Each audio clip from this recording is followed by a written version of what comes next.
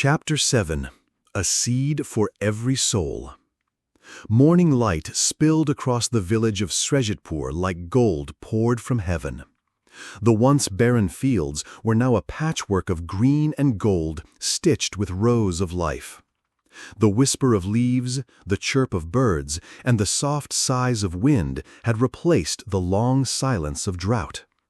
Everywhere Kaniz looked, something was growing. And now something else was happening, something deeper. The miracle seeds, though few in number, had begun to change more than just the land. They were changing the people. Kaniz stood beneath the neem tree, where a small wooden box held the remaining golden seeds. Kiran sat cross-legged nearby, carefully counting them with a stick.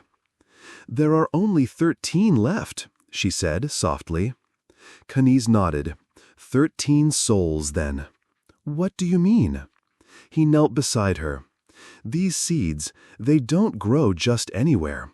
They grow in people who have lost something, but still choose to give." Kiran tilted her head. "So they're like people?" "No," he said, smiling faintly. "They are people. Their spirit, their hope, maybe even their prayers." That afternoon, Kaniz and Kiran walked through the village with the box. They didn't speak loudly. They didn't knock on doors. They simply noticed, watched, waited, listened. And one by one, they gave. To Sunita, the widow, who now shared her meal with orphaned children each night, 1 seed. To Haria, the potter, who had begun teaching boys how to shape clay into water pots again, 1 seed. To old Kaki, the blind woman, who sang hymns every morning, though her stomach remained empty, 1 seed. Each seed was placed gently into a hand, wrapped in a word of trust. "Plant this only when your heart is ready," Kaniz would say. Some wept, some bowed, some asked for nothing more. Word spread quietly through Srejitpur. These were not ordinary seeds. They grew only when planted by those who still gave, even when they had nothing left. The villagers began to call them Jivan Bij, seeds of life. Not all asked for them. Some, like Arun, demanded them. "Why should only the poor get them?" he thundered at the village square. "I have land, labor, experience." "You had all of that during the drought," Milan Kazi said calmly. "And yet you offered no water to the thirsty, no food to the hungry.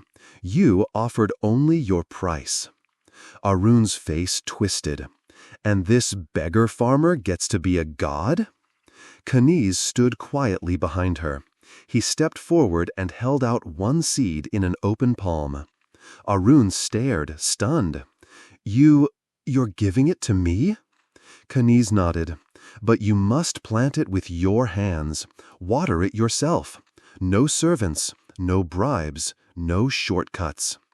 Arun took it with a greedy gleam. 3 days later, Arun stormed through the village in a rage. His field remained empty. The seed had turned black. "They're cursed," he shouted. "These seeds are poison." But the people no longer listened to him. They had seen too much. They had grown too much. Weeks passed. The monsoon returned in full. Roofs were patched. Wells overflowed. Laughter returned to Srejitpur. Children's games, wedding drums, and the temple bell that hadn't rung in a year. One evening, the entire village gathered under the banyan tree, where Kiran had hung small lanterns made from hollowed gourds. Kaniz stood quietly at the back, watching as others spoke, shared stories, and danced. The Sarpanch raised her voice above the hum. "This village once waited for someone to save it. Now we know we saved ourselves. With soil, with seeds, and with each other." Cheers echoed through the night.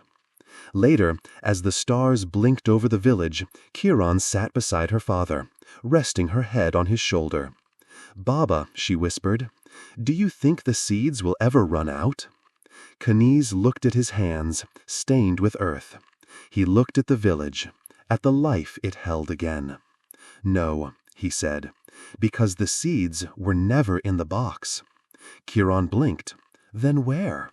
He placed his palm over her chest. There, in every soul. That remembers how to give when there's nothing left.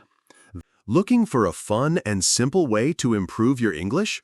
In this video, we'll show you how English short stories can help you learn faster and more naturally. Short stories are perfect for beginners and intermediate learners. They're easy to follow, full of useful vocabulary, and great for practicing reading and listening skills. By reading and listening to stories, you'll learn new words in context, understand English grammar naturally, improve your pronunciation and comprehension, enjoy the learning process without feeling bored. Whether you want to speak English more fluently or just enjoy a good story while learning, this is the perfect place to start. Hit that like button, thumbs up, subscribe for more, and let's learn English together.